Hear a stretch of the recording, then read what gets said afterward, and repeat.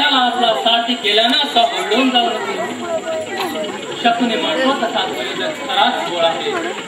अजूनही तो अर्जुनाचा स्वप्न पाहतोय. त्याला हुकम आहे. हा अवसानाने घाती कर्ण वास्तविक शापित सूर्यपुत्र आहे म्हणले. वल्गना आणि वल्गना फेरीदा शापित सूर्यपुत्र काही करू शकत नाही. शल्यराज, आपण फक्त सारथ्य करावे, बाकी चिंता आपण करू नये. हाच अर्जुन माझ्या मर्मभेदी बाणाचा सामना कसा करतोय तेच पाहायचंय मला. अरे सूतपुत्रा, कुठं तो क्षत्रिय कुलोत्पन्न धनुर्धारी अर्जुन आणि कुठं तो कर्दमाचा बळवळणारा कीटक. शल्यराज, आपण पांडवाचे मामा असल्याने मला असे टोचून बोलता आहात. माझा उत्साह भंग करता आहात. विश्वासघातकी. उत्साहभंग उत्साहभंग करण्या इतका उत्साह तुझपाशी होताच कधी. आणि मला तू विश्वासघातकी म्हणाला. खरा तर विश्वासघातकी तू आहेस. तू हाती आलेल्या युधिष्ठिराला का सोडलास? त्याला ठार अगर बंदी का नाही केलास? व्यासाच्या पाठाच्या धनुष्याचा टणकार ऐकून गर्भगाडीत जाऊ नकोस म्हणजे झालास. अंगराज करणं, दुसऱ्याला टाकलेलं उष्ट अन्न खाऊन दष्टपुष्ट झालेल्या कावड्याप्रमाणे धृतराष्ट्र पुत्राला दिलेला उष्ट राजदूत बघून तो मागतानी कार्निष्ठ झाला आहे. अर्जुनाची फुकाची स्पर्धा करणं एवढाच तुझा सर्व तुझी कुत्सित बोलणी आपल्या साथ्याचा वध करू नये असा युद्ध संकेत आहे. नाहीतर एव्हाना तुझं धड मस्तक धडा एवढं केलं असतं. दुर्योधनाच्या मैत्रीसाठीच मी सारं सहन करीत आहे. शल्यराज, रथ सरळ अर्जुनता समोर न्या. अंगराज, तुझं सारं लक्ष तू रणांगणावर केंद्रित कर. माझं सारथी कौशल मी निष्ठेनं पार पाडेन. पण माझं एक ऐकशील का? रणांगणावर लक्षण काय मला ठीक दिसत नाही. राधेया, गुरु परशुराम आणि ब्राह्मणाचा शाप आठव आणि माघारी घेत. अर्जुनाच्या आज्ञास्थावर तू पजनात सोळ्यानं सारी रणभूमी कशी रक्तमांस चिखलाची दलदल झाली. त्या दलदलीत रथचक्र रुतण्याची शक्यता आहे. म्हणून म्हणतो राधेया मागं फिर, मागं फिर राधेया, मागं फिर. नाही शल्यराज, आता माघार नाही. आता यश नजरेच्या टप्प्यात आलाय. रथचक्र गणित ऋतून बसलं तरी माझ्या अजोळाच्या स्वप्नानं मी ती वर काढेन. शल्यराज, रथ सरळ अर्जुनाचा समोर रथहीन आहे, शस्त्रहीन आहे. रथारूढ असलेला मी कर्णावर कसे शरसंधान करू? अधर्म आहे. अर्जुना, माझी आज्ञा आहे तुला.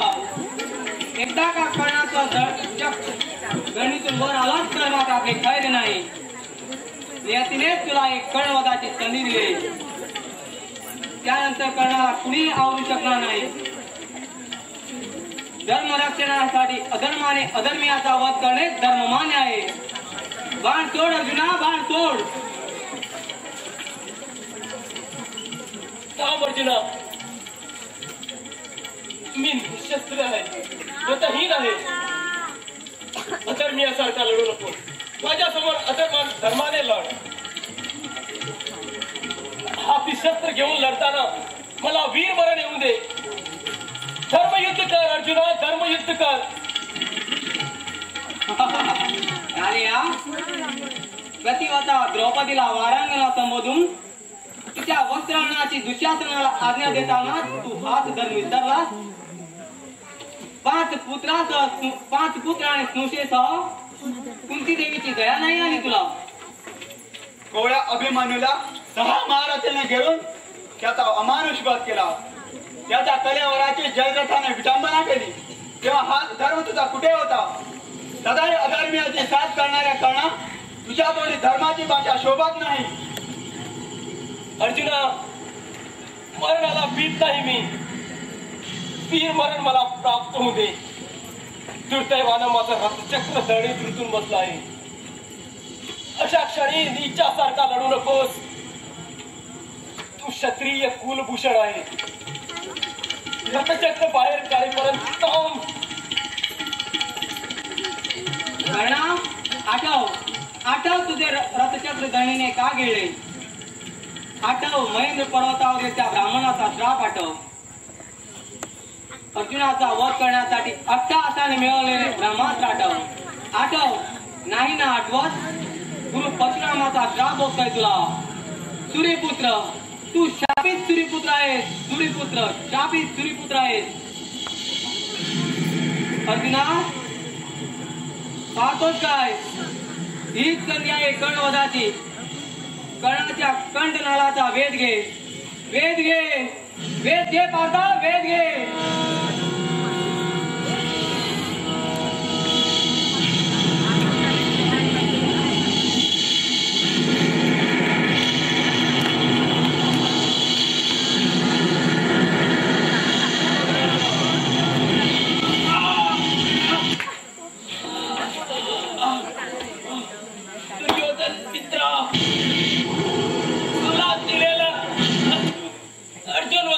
स्वप्न मी पूर्ण करू शकलो नाही.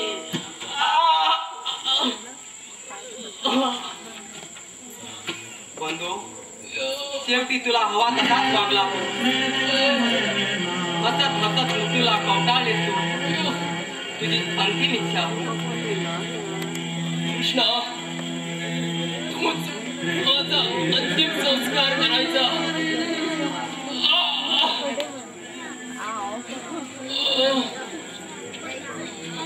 शाली आदाई.